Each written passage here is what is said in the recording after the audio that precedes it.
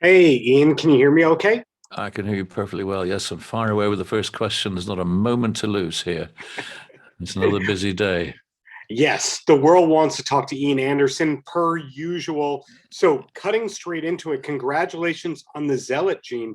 When was the album actually finished? And by that, I mean, some people, the album isn't finished until it's mastered, and other people, they don't care about the mastering as part of the overall process. So, what say you? Well, the album's finished musically and in the audio sense when the final masters are approved, and also in the case of the 5.1 surround mixes, because I'm not equipped to do that. I had to uh, push that job on to a friend, Jacko Jaksic, who's a guitar player and singer in King Crimson, Mm-hmm. but he was able to squeeze that work in just before he went off to do some major touring, and so it was, and of course, then there's all the artwork, the photography, the preparation of all the files and folders, checking the PDFs, and so that was all delivered to the record company, the masters, and then all the artwork around June of last year, Oh, and everything was agreed, and then we had to wait for another several months in order to get the get the album pressed from a vinyl standpoint, because the delay time on pressing vinyl these days has gone up to, in some cases, over a year. right. And already, in fact, I've already got a slot booked for pressing the next record in time for a end of March release in 2023. So, we really are Wow. thinking more than a year ahead in order to ensure a release of all formats simultaneously, which record companies understandably want to do.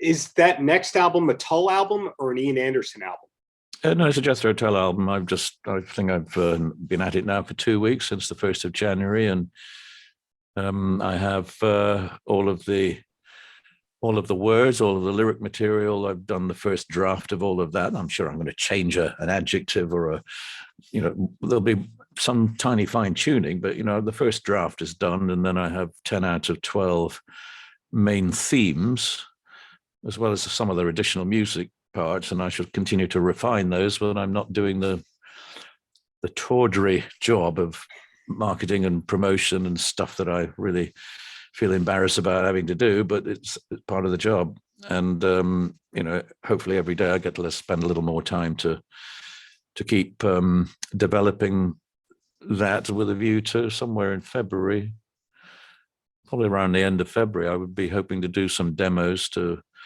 present to the band, just as I did with the Zealot Gene, Mm-hmm. and I'll send them all the words, all the stuff, the chord sheets, the background, the basis of the album, what it's about. So they've got a feeling of what lies behind it, not just the music. They've got to prepare prior to some rehearsals and then moving on to recordings.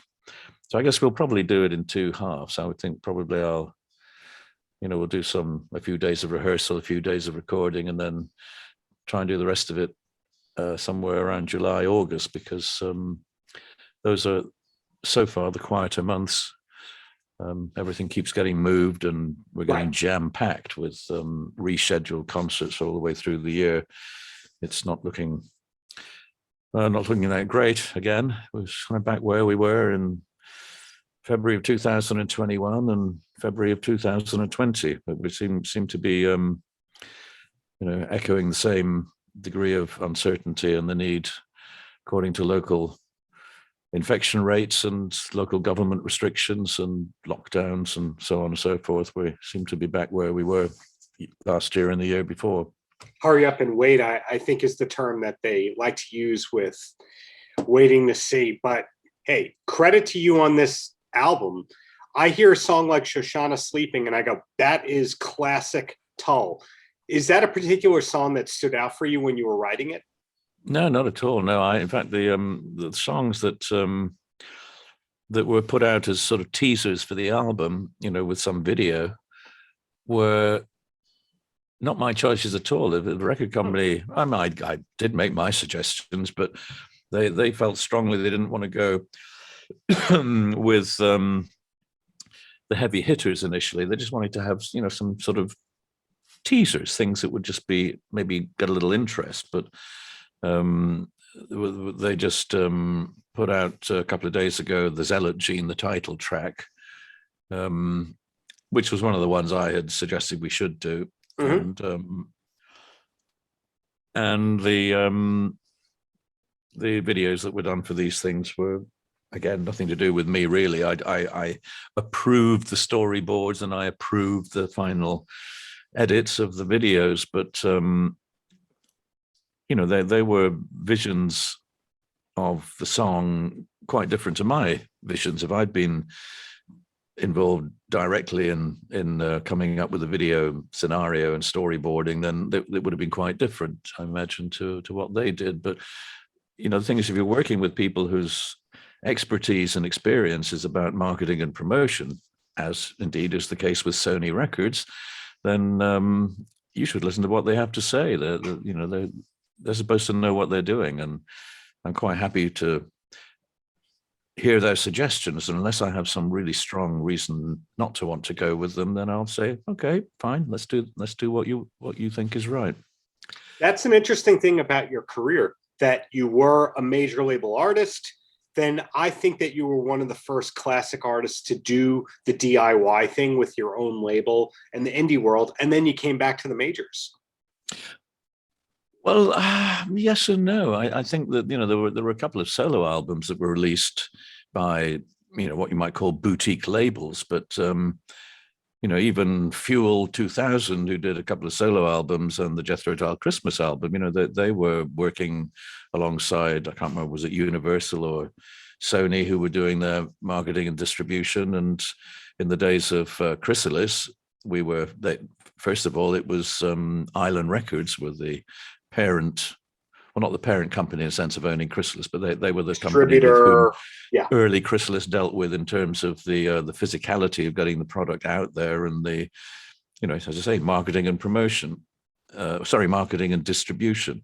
Yeah. And that being the case, it continued that way with a Warner division called Reprise in the USA, and then BMG in Europe. And then Chrysalis got to the size and state where it was acting almost like a major record company in terms of the length of its ability to take on the larger role. But then EMI ended up getting half of Chrysalis, and then finally all of Chrysalis. So EMI at that time were one of what was then 5 major record companies. Right. And then EMI was split up between Universal and Sony, Universal and Warner Music, and the half of EMI that went to Warner was including the Jethro Tull catalog. So we're kind of back with Warner in the sense of all of that music, and I've released a couple of things via BMG as well, who have all been my publishers directly or indirectly for many, many years.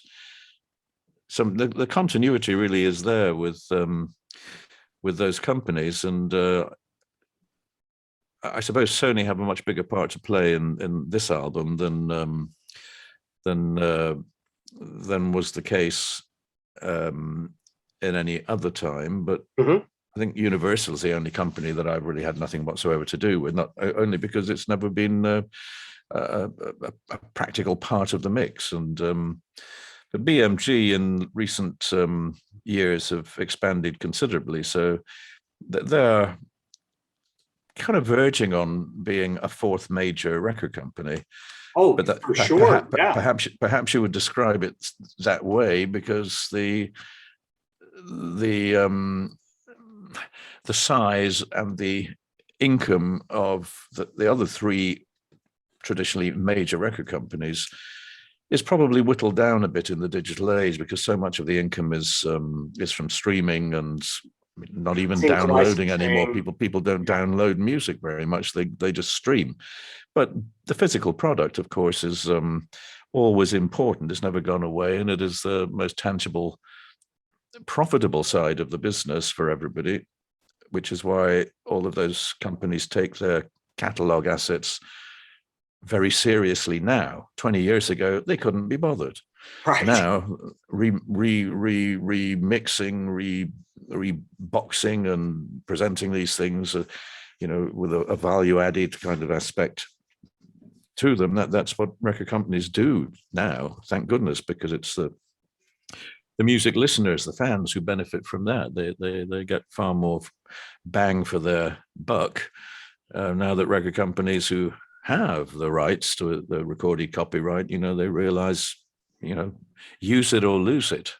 Yeah, and for so sure. most certainly they use it now, which is good. It sounds like you get a lot more accounting statements than your average artist based on having been affiliated with the different majors at different points like you just described. Well, yes, I always paid attention to the business side of what was happening. I mean, because again, it goes back to the early days of Chrysalis when our two managers, Terry Ellis and Chris Wright, were novices. They didn't know what they were doing. The time we all started together, and I didn't know one end of a recording studio from the other. So we were all learning together in that first few months, and I tried to pass on, and they picked up on some of the aspects of touring and booking venues and recording process and mixing and mastering and artwork. They picked up on some of that, just as I picked up on their growing awareness and development of the business side, the pure business side of running a record company, and the royalty contracts and the details. Something I wanted to know about, and so I was engaged in that pretty early on. And by 1974, in fact, I was running the band as a business. It was my company who took on all the business activity of paying for all the costs and controlling the way in which we worked and toured, and I had a few staff who were looking after things in the office. To begin with, we sort of shared an office in the Chrysalis Record Company, but then, we got our own warehouse for equipment and our own office, and two or three staff who were, working on putting tours together and technical maintenance and that sort of stuff. So, it's always been kind of an in-house operation, really, since 74, and then particularly in 78 onwards. Then it was really all in-house, and the record company didn't have much to do with anything other than releasing albums, because of course they were a record company. They had lots of other artists to work on. They couldn't afford to spend all their time just looking after Jethro Tull. There were many other artists that required their hands-on attention in their career building and their record success. Well, another thing to your credit that I think you've been ahead of the pack on is, I remember hearing from an old editor of mine, Ian Anderson does not shake hands, he bumps elbows. So you were anticipating COVID a long time before anyone else was, I guess. Well, I've suffered from chest infection since I was quite young, and throat infections and upper respiratory tract infections, and it's been a pretty constant problem for me intermittently, and so I've got used to trying not to unnecessarily attract the common cold viruses, be they rhinoviruses or coronaviruses or the flu virus, because it really is, for me, not just a question of 3 or 4 days of feeling a little under the weather. I usually end up being 4 or 6 weeks with serious bronchitis and being feeling really rough. And of course, chances are I'm on tour during that period. So your voice is everything. But the last 20 years or so, I've carried a face mask in my hand luggage. I remember the first time I bought one was actually in Tokyo, and in the airport. Then I remember buying a couple more in Dubai airport, and they were just there in case I needed them. If I was in an environment where I was particularly worried about getting a virus, and I've been an inveterate hand washer for many years, because playing the flute or the guitar, the last thing you want is greasy hands, from shaking hands or opening doors or doing whatever. You really want to have dry, clean hands when you're playing instruments. And so nobody's allowed to touch my instruments, and nobody's allowed to shake hands with me or otherwise contaminate me in those precious moments between leaving my dressing room and getting back to it. No one touches my microphone. I handle things that are, are things that are potentially sources of contamination. I take care of that myself. I just almost prefer to do that. I mean, I never wanted people. I mean, the idea of having a guitar roadie who unpacks your instruments, changes the strings, and tunes it up for you. I mean, for God's sake, do you want your bottom wiping as well? Somebody to hand you the soap in the shower? What's that all about? What wimps? You should take a pride in your instrument and take a pride in keeping it clean and keeping it in tune. So, these racks of guitars backstage that I see some people. I mean, I was teasing Joe Bonamassa about, his 17 guitars or something he had aligned at the back of the stage. I said, Joe, what are those for? Well, you can't possibly play all of those in a night. He said, well, no, I just have them with me in case I suddenly decide I want to play that one. So meanwhile, of course, he's paying tens of thousands of dollars to ferry these things around the world, along with probably a couple of roadies who do nothing else other than look after his guitars. I mean, if that's your take on me, but it makes him and indeed other people feel secure. And I guess they're very proud of their instruments and very proud of their collection of guitars, but they do have to consign them to the grubby fingers of other people when it comes to the practicalities. And I just cannot conceive of somebody changing my guitar strings for me. I mean, that is equivalent to, if I was an armed policeman in the USA, strapping a Glock 17 to my thigh, I would not be entrusting to somebody else to either clean it or to load 20 rounds of 9mm into the magazine and put it in and make sure everything was hunky-dory, hand me the gun back and send me out there into the cruel and crazy world. I wouldn't. Would anybody? I mean, well, bad enough when movie actors can't be bothered to check their movie prop guns. Goodness me. So no, I think with stuff like that, it's so important. It feels like a matter of life and death when you go on stage with an instrument that it's got to work for you. You don't want to have that little element of doubt that maybe it's not quite in tune or mechanically it's not operating perfectly. So I think it feels like a matter of life and death. And indeed, at the embarrassment that comes from something not working properly, you really do die a death. And I've seen a lot of artists, including me, and that's happened to them on stage, and it's not a pretty sight. I remember first time we played with Jimi Hendrix in Stockholm, everything was going wrong for him. His guitar wasn't working, and it was just terrible to watch. It was sad, and he was getting so frustrated and angry, and he just couldn't get his guitar in tune. It was a white Gibson SG that he was playing unusually, and he couldn't get the damn thing to get in tune at all. But then SGs are just really not terribly good instruments, in my opinion, in spite of the fact that Tony Iommi has made a very good living out of playing one. They look cool, and they're light, but that's all the SG really does, Yeah, well, Martin Barr had one, and he hated it so much he kind of gave it to me to play on the Benefit album. And I remember thinking, this neck feels really kind of springy, and it was a kind of neck that you've only got to put a little bit of force on it in the wrong direction, and everything goes up or down by a quarter tone. It was really not a good instrument. But Jack Bruce, he loved his SG short scale bass, and Tony loved his SG guitars, and I suppose for those people who they're prepared to put up with shortcomings, and then of course they probably have some custom work done on these things to make them a little more workable.